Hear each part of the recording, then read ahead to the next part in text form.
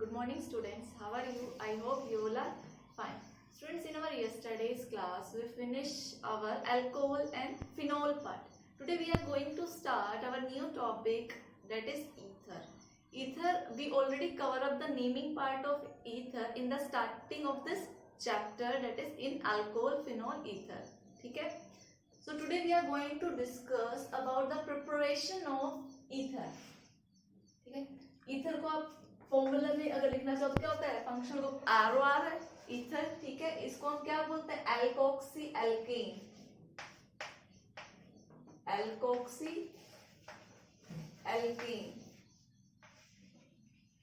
ठीक है।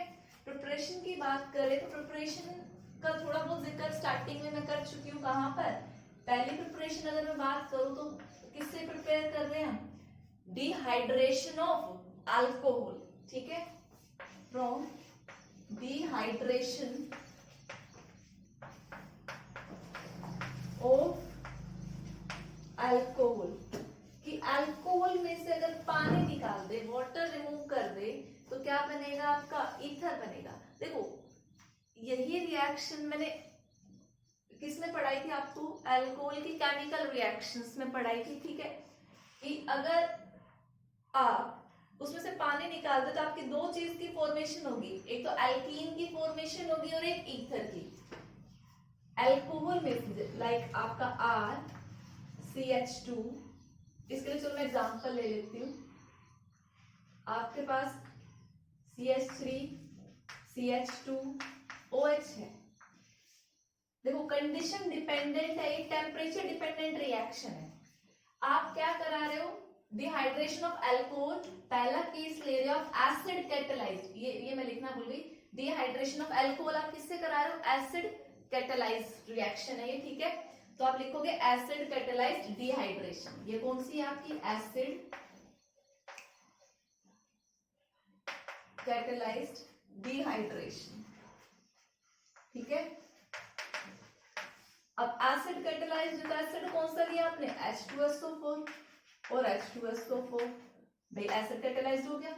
लेकिन देखो जब आपने अल्कोहल की रिएक्शन पढ़ रहे थे और आपने टेम्परेचर कितना अप्लाई किया था, 433 से 443, 433 से 443 केल्विन अप्लाई किया था, तो आपका क्या बना था, एल्कीन बना था, CH2 डबल बॉन्ड CH2, ठीक है। और अगर आप यही टेम्परेचर कितना कर दे, 413 केल्विन कर दे, देखो टेम्परेचर में डिफरेंस है। ये आपका क्या है, इन दोनों में ये टेम्परेचर आपका हाई टेम्परेचर है और इसके कंपैरिजन में ये क्या है, लो टेम्परेचर है। तो यहाँ पे क्या होगा, आपका CH3 CH2O CH2 CH3, देखो निकला तो अल्कोहल में से ही वाटर है, लेकिन यहाँ पर क्या हुआ है, एक ही मॉलिक्यूल से, देखो यहाँ पे मैं अगर शॉर्ट में बात करूं इस रिएक्शन की, तो ये आपका CH3 CH2 और ये OH है। देख इस वाले मॉलिक्यूल से H और इससे OH निकला तो आपकी किसकी फॉर्मेशन हो गई, एल्कीन की फॉर्मेशन हो गई। मींस एक ही मॉलिक्यूल ऑफ, इसका मैकेनिज्म मैं ऑलरेडी डिस्कस कर चुकी हूँ और वेरी दोनों ही रिएक्शन का जो मैकेनिज्म है वो इम्पोर्टेंट है, ठीक है। इस चीज का मैकेनिज्म मैं केमिकल प्रॉपर्टीज ऑफ अल्कोहल में डिस्कस कर चुकी हूँ, वहां पे मैंने ईथर वाला मैकेनिज्म डिस्कस नहीं किया था। एक्चुअल में बिना मैकेनिज्म के अगर हम रिएक्शन देखें ये वाली, तो इसमें क्या होता है, दो मॉलिक्यूल्स, देखो CH3 CH2 OH, आपके दो अल्कोहल मॉलिक्यूल है, तो यहां से क्या निकला, H2, तो ये दोनों यूनिट देखो किससे कंबाइन हो गई, और इनके से, तो आपका क्या बन गया, ईथर। बेटे टेम्परेचर डिपेंडेंट रिएक्शन है, याद रखना। अगर एग्जाम में लिखा हुआ आया कि आपको रिएक्शन दे दी, ethanol to ethene a temperature is this, या इथेनॉल दे दिया टेम्परेचर इतना दे दिया, तो आपको पता होना चाहिए कि क्या होगा, एल्कीन बनेगा। और टेम्परेचर अगर इतना है तो कौन सी रिएक्शन होगी, ईथर वाली। इस बार के बोर्ड एग्जाम में सिंपली यही लिखा हुआ आया था, C2H5OH concentrated H2SO4 and temperature is this और formation of this लिखा था, right the mechanism of this reaction. Means alcohol से आपसे ईथर का मैकेनिज्म पूछा था, हो सकता है इस बार क्या पूछ ले, अल्कोहल से इसका पूछ ले, ठीक है। तो जो जो मैकेनिज्म एनसीईआरटी में है वो आपको करना है। 2 मार्क्स क्वेश्चन था, बिल्कुल सिंपल मैकेनिज्म है, अभी हम वही डिस्कस करने वाले हैं। ठीक है, तो पहले आप ये नोट डाउन करो। देखो इस रिएक्शन का मैकेनिज्म पढ़ने से पहले मैं आपको बता दूं, ये वाला पार्ट तो डिस्कस कर चुकी हूँ मैं, ठीक है, ये वाला करने वाली हूँ, ईथर वाला। तो ये जो रिएक्शन है इसका मैकेनिज्म के बारे में कुछ पॉइंट्स लिखवा रही हूँ।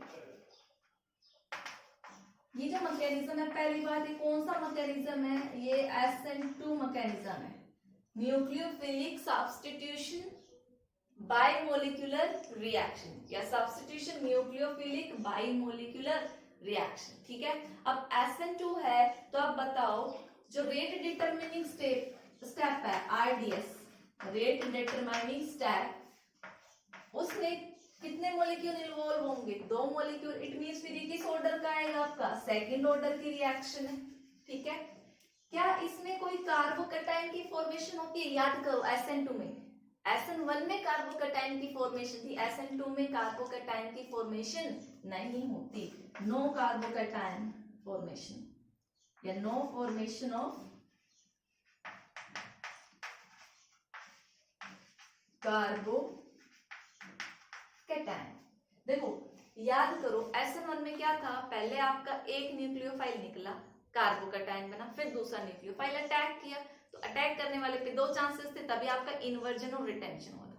SN2 में कार्बोकैटायन बनता नहीं है, न्यूक्लियोफाइल निकलता है, दूसरी साइड से nucleophile attack, means leaving of old nucleophile और अटैकिंग ऑफ न्यू न्यूक्लियोफाइल एक ही स्टेज पे होते हैं। ठीक है, तो यहाँ पे अटैक कहाँ होगा, दोनों साइड से या बैक साइड से, रियर साइड से, कार्बोकैटायन की तो फॉर्मेशन नहीं है, तो यहाँ पे जो अटैक ऑफ न्यूक्लियोफाइल है, अटैक ऑफ न्यूक्लियोफाइल कहां से होगा, रियर साइड से, बैक साइड से। ठीक है, इतनी बातें समझ में आई। अब देखो इसके लिए कंडीशन क्या चाहिए, जो जहां पे अटैक करेगा मींस लेस स्टीरिक क्राउडिंग। ठीक है, कि जो पीछे से अटैक कर रहा है, देखो इसके पास ये न्यूक्लियोफाइल है और एक न्यूक्लियोफाइल यहाँ से ये अटैक कर रहा है, तो ये निकल रहा है और ये अटैक कर रहा है, तो इसके पास क्या होनी चाहिए, लेस स्टीरिक क्राउडिंग होनी चाहिए। तो आप बोल सकते हो ये रिएक्शन का फॉर्म होगी जहां पर less steric crowding.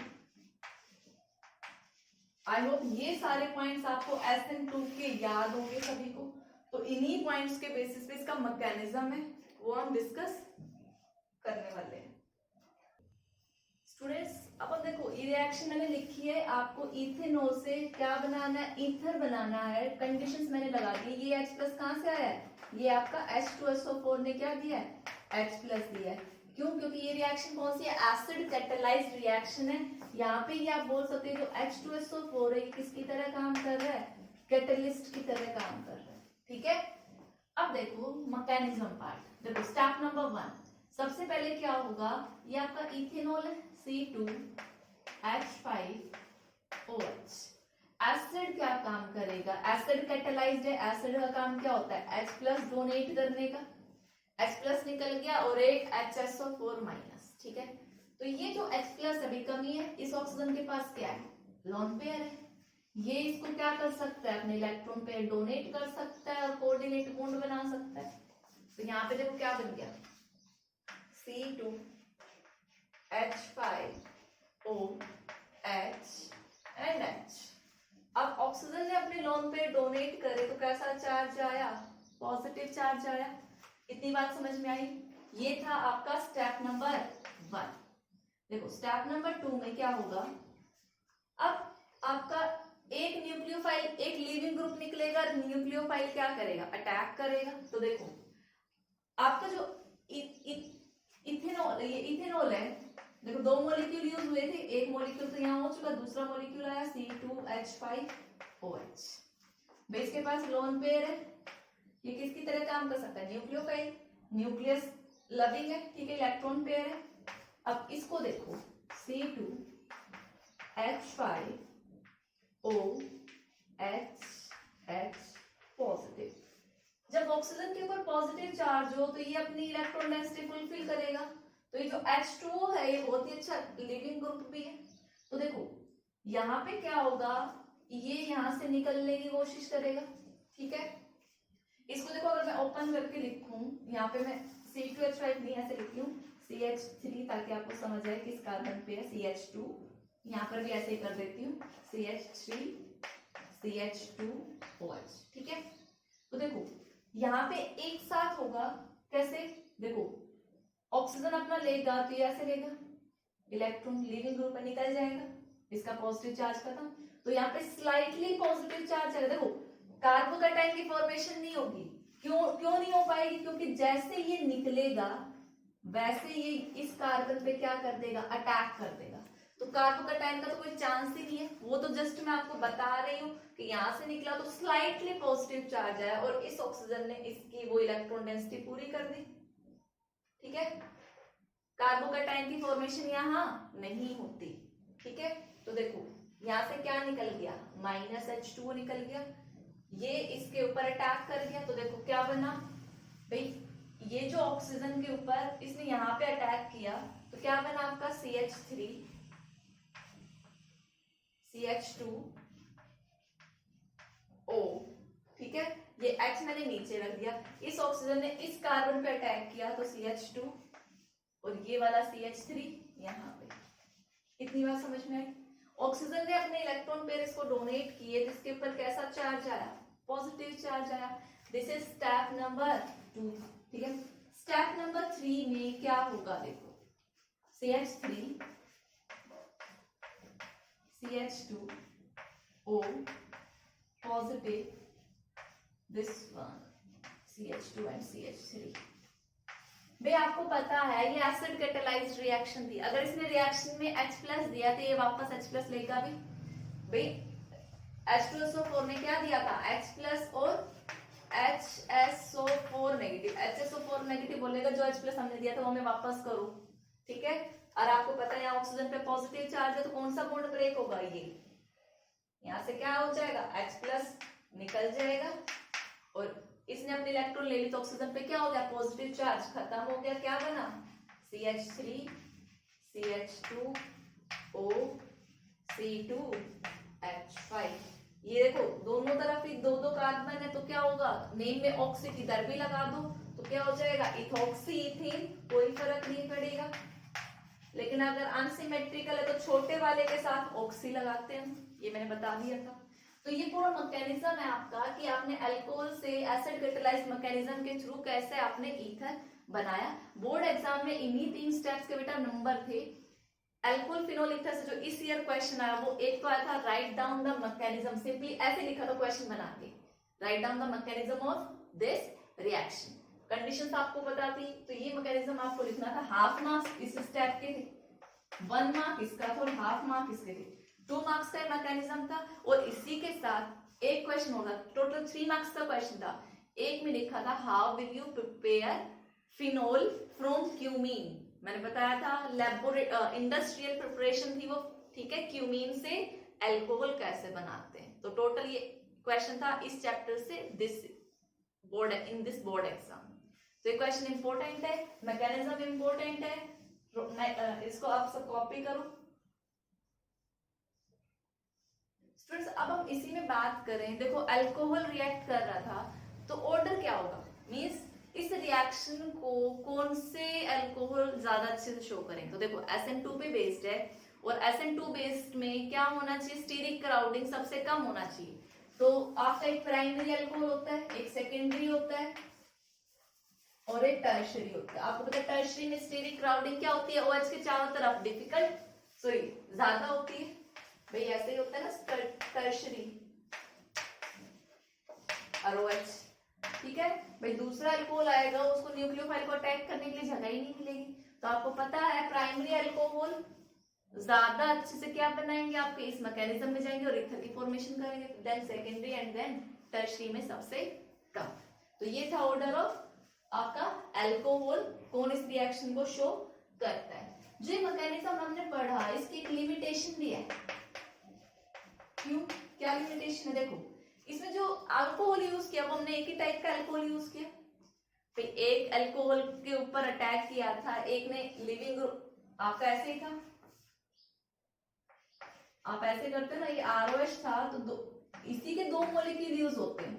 It means इस मैकेनिज्म में या इस प्रोसेस में, ये जो मेथड हम पढ़ रहे हैं, इसमें क्या फॉर्म होगा आपका, सिमेट्रिकल ईथर फॉर्मेशन होगी। सिमेट्रिकल ईथर, जो भी हो ऑक्सीजन के इधर भी R ग्रुप सेम होगा और इधर भी वही, क्योंकि सेम ही अल्कोहल यूज कर रहे हैं, ठीक है। यहाँ पे ये R अनसिमेट्रिकल की फॉर्मेशन नहीं करता, ROR' मींस अलग अलग बनाना चाहो तो ये मेथड सुटेबल नहीं है, ये इसकी क्या है, लिमिटेशन है, ठीक है। अब देखो हम लोग क्या पढ़ रहे थे, डिहाइड्रेशन रिएक्शन पढ़ रहे थे अल्कोहल से, और हमने क्या पढ़ी थी, पहला स्टेप क्या था, एसिड कैटालाइज्ड, ठीक है। तो वही डिहाइड्रेशन, अभी स्टेप नंबर 1 ही चल रहा है, आप डिहाइड्रेशन ही पढ़ रहे हो, डिहाइड्रेशन ऑफ अल्कोहल, और किसकी फॉर्मेशन होगी, ईथर की। यहीं पे देखो सेकंड जो है, पहला स्टेप था एसिड कैटालाइज्ड की, एसिड की प्रेजेंस में आप वाटर निकाल सकते हो। सेकंड क्या है कि आप वाटर निकालोगे क्योंकि डिहाइड्रेशन है, लेकिन किसकी प्रेजेंस में, be in presence of Al2O3। Alumina भी क्या करता है, देखो ये स्टेप भी मैंने बताया था प्रिपरेशन, भाई जहां पे मैंने अल्कोहल की केमिकल प्रॉपर्टीज बताई थी, जहां पे मैंने एल्कीन वाला मैकेनिज्म बताया था, ठीक है।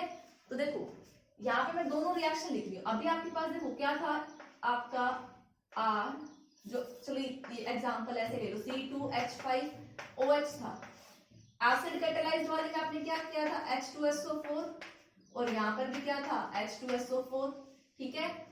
ये रिएक्शन थी 413 केल्विन पे, और ये 433 से 443 केल्विन पर। इसमें फॉर्मेशन हुई थी आपकी एल्कीन की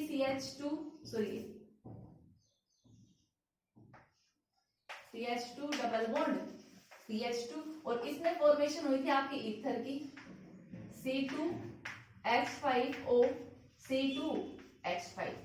ये लोअर टेम्परेचर था और ये हाई टेम्परेचर था। हाई टेम्परेचर पे किसकी फॉर्मेशन होती है, एल्कीन की। ये पार्ट हम देख चुके हैं। अब मैं बात करूं एल्यूमिना की, तो वही सिमिलरली आपका C2H5OH लिया है, लेकिन इस बार मैं एसिड कैटालाइज नहीं करा रही, मैंने किसकी प्रेजेंस ली है, Al2O3। Al2O3 एल्यूमिना भी क्या कराता है, आपका डिहाइड्रेशन रिएक्शन कराता है। ये भी क्या है, टेम्परेचर बेस्ड है।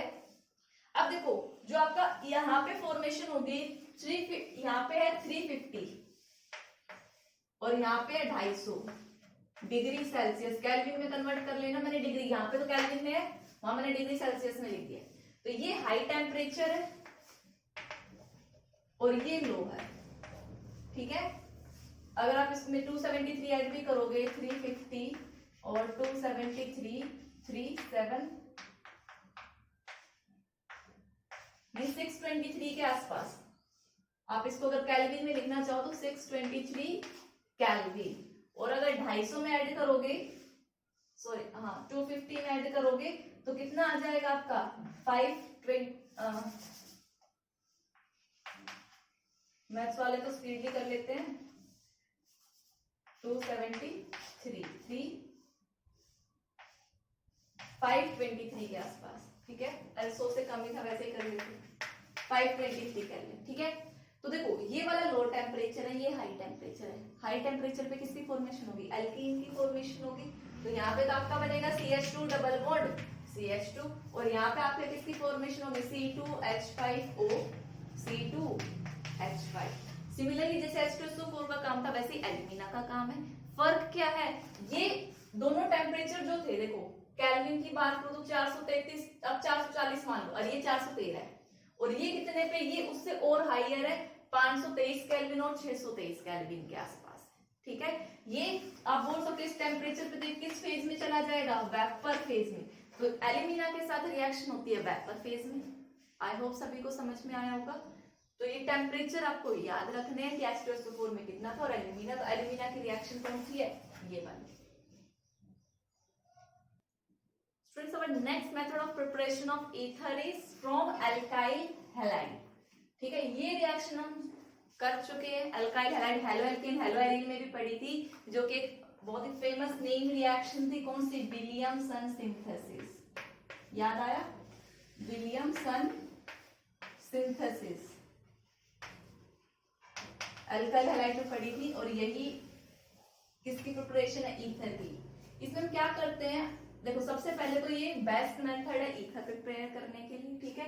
और इससे हम सिमेट्रिकल और अनसिमेट्रिकल दोनों टाइप के ईथर प्रिपेयर कर सकते हैं, ठीक है। तो देखो आपके पास क्या है, RX है, आपने किसके साथ रिएक्ट कराया, सोडियम एल्कोक्साइड, कोई भी हो सकता है, RON, ये क्या है, sodium alkoxide in presence of dry ether, ठीक है। तो देखो ये नेगेटिव, सॉरी पॉजिटिव, ये नेगेटिव, ये स्लाइटली नेगेटिव, स्लाइटली पॉजिटिव। तो ये जो नेगेटिव है ये इस पे अटैक करेगा और ये यहां से निकलेगा, ठीक है। तो आपका क्या बन जाएगा, RO, अगर ये R अलग होंगे तो ROR' मिल जाएगा, और ये RR सेम होगा तो आपको सिमेट्रिकल एल्केन मिल जाएगा। और यहां से क्या निकल गया, NaX। इसको अगर एक एग्जांपल के थ्रू देखो तो देखो ये क्या आपका सोडियम एल्कोक्साइड, सोडियम एल्कोक्साइड। तो देखो एग्जांपल ले लो, आपके पास क्या है, सोडियम एल्कोक्साइड में ले लो CH3 CH2ON ले लो, कुछ भी ले सकते हो, ठीक है। और अल्काइल हैलाइड में सपोज करो आपने अनसिमेट्रिकल ले लिया, मैंने ये ले लिया CH3Br ले लिया, ठीक है।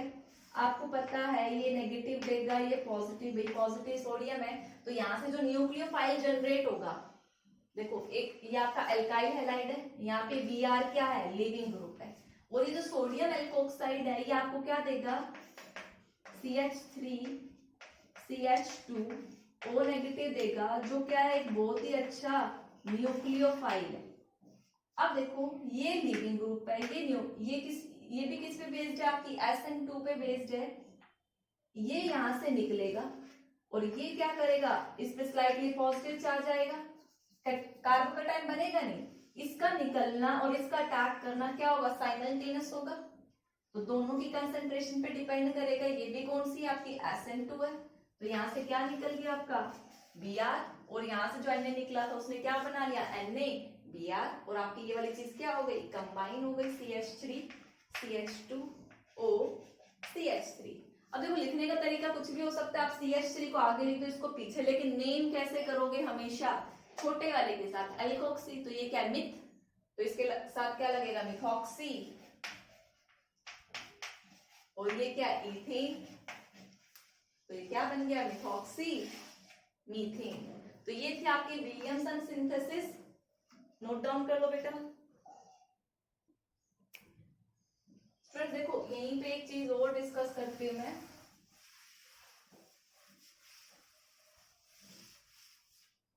देखो अगर इसकी बात करें तो जो आपका अल्काइल हैलाइड है, मींस ये आपका जो सोडियम एल्कोक्साइड है ये आपका क्या देता है, न्यूक्लियोफाइल देता है, ये आपका अल्काइल हैलाइड है। यहाँ पे इसका अटैक इजी कब होगा, जब आपका अल्काइल हैलाइड क्या होगा, लेस स्टेरिक हिंड्रेंस में होगा,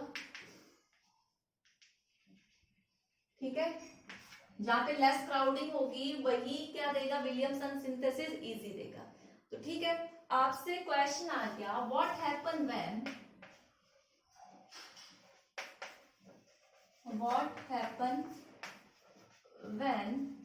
tertiary alkyl halide is used, tertiary alkyl halide is used। तो ऑब्वियस सी बात है, यहाँ अगर टर्शियरी अल्काइल हैलाइड आ गया तो रिएक्शन क्या होगी, यहाँ पे क्राउडिंग बहुत ज्यादा हो जाएगी, ठीक है। क्राउडिंग ज्यादा हो गई तो अटैक ऑफ बैक साइड से अटैक न्यूक्लियोफाइल का हो नहीं पाएगा। तो देखो क्या होगा, वो रिएक्शन देखो, इसका प्रोडक्ट क्या बनेगा, अलग बनेगा। अब ईथर ये SN2 होने की जगह मींस न्यूक्लियोफिलिक सब्स्टिट्यूशन होने की जगह कौन सी रिएक्शन शो करेगी, यहाँ पे एलिमिनेशन। आंसर क्या होगा, सब्स्टिट्यूशन की जगह क्या होगा, एलिमिनेशन रिएक्शन होगी, एलिमिनेशन रिएक्शन टेक्स प्लेस, और एलिमिनेशन से यहाँ पे क्या बनेगी, एल्कीन बनेगी, ठीक है। अब देखो कैसे बनेगा, सपोज करो आपने टर्शियरी अल्कोहल ले लिया, CH3 CH3 CH3O tertiary alkyl halide, alcohol नहीं, अल्काइल हैलाइड, यहाँ पे कोई भी एक्स है, ठीक है, आई मान लो, और आपने यहाँ क्या यूज किया, इस रिएक्शन के लिए आप क्या यूज करते हो, सोडियम एल्कोक्साइड यूज करते हो, आपने ले लिया सपोज करो CH3ON। तो देखो इस रिएक्शन को मैं ऐसे लिख रही हूँ, ये CH2 ये H मैंने ऐसे बना दिया, ठीक है। यहाँ पे क्या होगा, ये H यहाँ से I निकलेगा, लिविंग ग्रुप है, और ये H फिर यहाँ पे क्या कर देगा, बॉन्ड बना देगा। तो देखो यहाँ से क्या निकला आपका I, और यहाँ पे इसने क्या बना लिया, डबल बॉन्ड। तो यहाँ पे किसकी फॉर्मेशन हो गई, देखो ये निकल गया, इसका डबल बॉन्ड यहाँ बना, CH2 double bond CH3 and CH3, ठीक है। अब यहाँ से I निकला और ये Na निकला, तो क्या निकल गया यहाँ पे इसके साथ NaI, और जो H यहाँ निकला वो इसके साथ कंबाइन कर गया, क्या बना, CH3OH।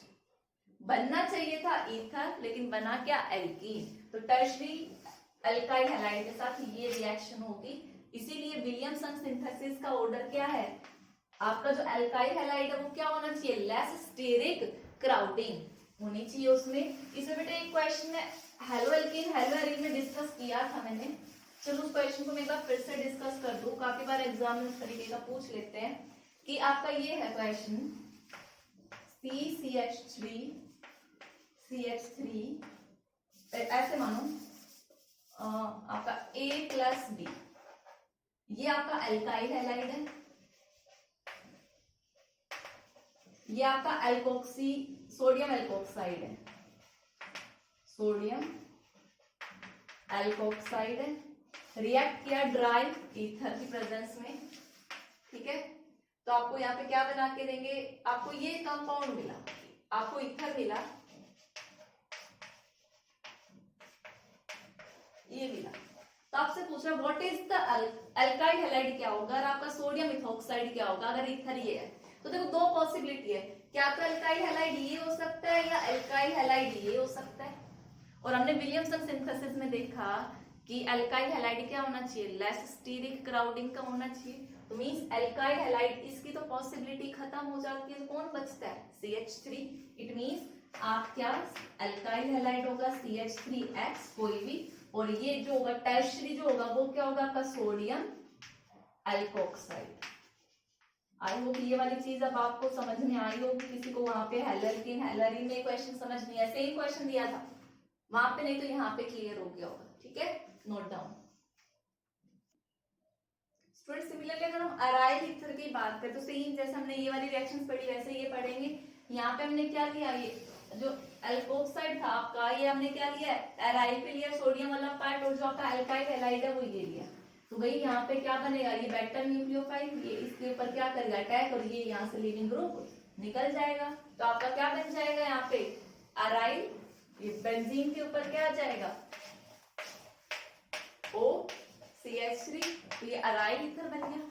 बेटा कभी भी हम जो ये अराइल जो हैलाइड है वो अराइल नहीं लेंगे, ये रिएक्शन हम ऐसे नहीं करा सकते थे कि मैं इसको क्या ले लूं, यहाँ पे Br ले लूं और यहाँ पे क्या ले लूं CH3ONA, ये कभी भी रिएक्शन शो नहीं करेगा। क्यों नहीं करेगा, क्योंकि यहाँ से Br निकलेगा ही नहीं, यहाँ पे कोई भी हैलाइड हो सकता है, मैंने जनरली X ले लिया, यहाँ से लिविंग ग्रुप में जाएगा ही नहीं। क्यों नहीं जाएगा, आपको पता है इसके लोन पेयर कहाँ आ जाएंगे, डीलोकलाइजेशन में आ जाएंगे, तो कभी भी फिर ईथर की फॉर्मेशन नहीं होगी। तो याद रखना जो ये बेंजीन पे पार्ट है आपका सोडियम एल्कोक्साइड वाला ही जाएगा, जो अल्काइल हैलाइड है वो शो नहीं करेगा कि आप जो हैलाइड है वो अराइल हैलाइड ले लें।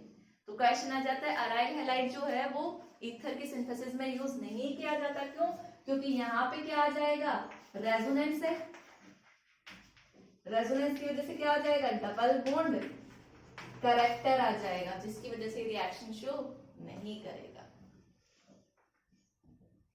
Students now come to the physical properties of ether. ठीक है, देखो फिजिकल प्रॉपर्टी जो है ईथर की काफी इजी है। ठीक है, देखो पहली प्रॉपर्टी क्या है, फिजिकल स्टेट, कलर और ऑर्डर। अगर मैं इन दोनों ईथर की बात करूं तो ये रूम टेम्परेचर पे क्या होती है, गैस होती है। अगर देखो मैंने नेम लिखा है, स्ट्रक्चर बनाओ क्या होगा, देखो डाई मिथाइल ईथर, ये मैंने कॉमन नेम लिखा है। डाई मिथाइल लिख दिया मतलब दोनों तरफ क्या होंगे, मिथाइल ग्रुप होंगे और बीच में क्या होगा आपका O। ये भी इसका कॉमन नेम है, ऑक्सीफॉर्म नहीं है, कॉमन नेम है। तो इसमें क्या है, इथाइल मिथाइल ईथर, मतलब एक तरफ मिथाइल है और एक तरफ क्या है, इथाइल है। कॉमन नेम में हम क्या करते हैं, जो लॉन्गर वाला होता है वो आगे लिखते, बड़े वाला पार्ट और छोटे वाला पीछे, और आईयूपैक में ऑक्सी वर्ड छोटे के साथ लगाते हैं, बाद में बड़े वाला। ठीक है, तो ये दोनों क्या है, आपकी गैस है। और अगर अदर ईथर्स की बात करूं, वो कलरलेस लिक्विड होते हैं और उनकी क्या होती है, कैरेक्टरिस्टिक स्मेल होती है। ठीक है, सेकंड प्रॉपर्टी की बात करूं, डाइपोल नेचर, तो ये क्या होता है, slightly dipole polar nature show करते हैं। देखो ईथर क्या होता है, ROR, ऑक्सीजन के ऊपर लोन पेयर है तो स्लाइटली बेंड होगा, ईथर की शेप यही होगी। ऑक्सीजन ज्यादा इलेक्ट्रोनेगेटिव है, स्लाइटली नेगेटिव या पॉजिटिव, तो डाइपोल मोमेंट की डायरेक्शन किधर गई, इधर, इसमें किधर गई, इधर, तो नेट डायरेक्शन क्या होगी, दिस साइड। ठीक है, तो इनका क्या होता है, थोड़ा बहुत पोलर कैरेक्टर भी होता है। बॉइलिंग पॉइंट की बात करूं तो बॉइलिंग पॉइंट में देखो ये जो ईथर है ये क्या है, आइसोमर्स है। आइसोमर्स क्या होता है, जिनका सेम केमिकल फॉर्मूला हो बट डिफरेंट स्ट्रक्चरल फॉर्मूला, और ये आइसोमेरिक है किसके साथ, मोनोहाइड्रिक अल्कोहल। एग्जांपल देखो, अगर मैं 2 कार्बन का ईथर लूं तो क्या होगा, देखो CH3O CH3, अल्कोहल लो 2 कार्बन का तो क्या होगा, C2H5OH, यही होगा। तो देखो इसमें भी 2 कार्बन है, 2 है, इसमें टोटल कितने हाइड्रोजन है, 6 है, इसमें भी 6 है और 1 ऑक्सीजन, मींस दोनों का फॉर्मूला सेम है और स्ट्रक्चर क्या है, डिफरेंट है, तो ये दोनों क्या है, आइसोमर है। तो ईथर आइसोमर होता है मोनोहाइड्रिक अल्कोहल का। ठीक है, और अल्कोहल में तो मैंने आपको पढ़ाया था, इनमें क्या हो जाती है, हाइड्रोजन बॉन्डिंग, और जो अल्कोहल मॉलिक्यूल है वो एग्रीगेट फॉर्म में होता है, एसोसिएटेड फॉर्म में होता है। 2 अल्कोहल के मॉलिक्यूल्स के बीच में क्या हो जाती है, हाइड्रोजन बॉन्डिंग, और इसमें ऐसी कोई हाइड्रोजन बॉन्डिंग नहीं होती। तो एज कंपेयर टू अल्कोहल इनका क्या होता है, लेस बॉइलिंग पॉइंट, और इनका क्या होता है, high boiling point due to the presence of hydrogen bonding. अब हम अपनी नेक्स्ट प्रॉपर्टी की बात करें, सॉल्युबिलिटी। तो देखो ईथर जो है वो क्या है, सॉल्युबल है किसमें, वाटर में, लेकिन 3 कार्बन एटम तक बोलते हैं, लोअर ईथर बोलते हैं। सॉल्युबिलिटी, मैं 3 कार्बन के ईथर तक की बात कर रही हूँ, लोअर ईथर वो क्या होते हैं, सॉल्युबल होते हैं, सॉल्युबल इन वाटर। किसकी वजह से, रीजन इज हाइड्रोजन बॉन्डिंग। कैसे भाई, आपका ईथर यही था ROR, और वाटर क्या होता है आपका HOH, मान लो ये इसके साथ हाइड्रोजन बॉन्डिंग, ये इसके साथ हाइड्रोजन बॉन्डिंग, तो ये क्या है आपका सॉल्युबल इन वाटर। लेकिन 3 कार्बन क्यों बोला, क्योंकि देखो जैसे जैसे ये R ग्रुप की चेन बढ़ती जाएगी तो आपका हाइड्रोकार्बन चेन क्या हो गया, बढ़ गया, वो वाला कैरेक्टर ज्यादा आ गया, तब ये क्या होगा, ऑर्गेनिक सॉल्वेंट्स में सॉल्युबल होगा, वाटर में सॉल्युबल नहीं होगा। ठीक है, और अगर मैं इसकी डेंसिटी की बात करूं, ठीक है, तो ये क्या होता है, वाटर के कंपैरिजन में लाइटर होते हैं, लेस डेंस होते हैं, लेस डेंस देन वाटर। ठीक है, तो ये सारी थी फिजिकल प्रॉपर्टीज ऑफ ईथर। तो यहाँ पे आज हमारी प्रिपरेशन पार्ट खत्म होता है और properties, physical properties, we are left only with the chemical properties of ether. तो कल के लेक्चर में हमारा ये चैप्टर कंप्लीट हो जाएगा। तो बेटा यहाँ पे आपको प्रैक्टिस की जरूरत है, साथ साथ पढ़ते रहिए, कोई भी वीडियो मिस मत करिए।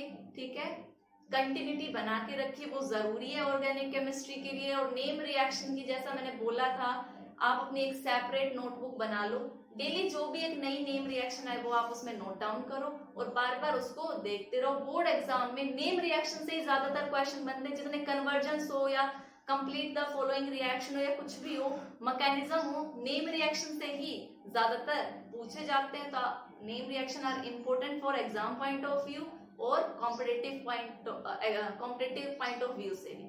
ठीक है, तो that's all for today's lecture. Thank you and have a nice day.